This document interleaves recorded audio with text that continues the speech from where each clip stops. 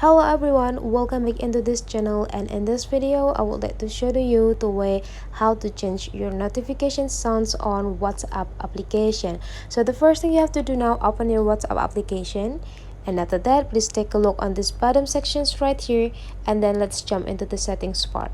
So since we want to change this sounds notification, now we need to jump into this notification section, and then you just need to go click it.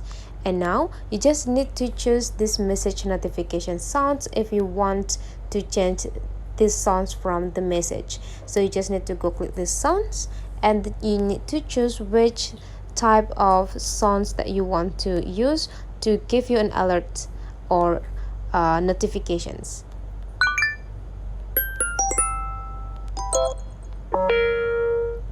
And whenever you find the best choice for you, go click save. You can also do the same for the group notification sounds. So that's the way how to change the message notifications sounds on a WhatsApp application. Hopefully this tutorial today is useful for you guys. So don't forget to leave some comment, like and subscribe into this channel, and I'll see you for the next video.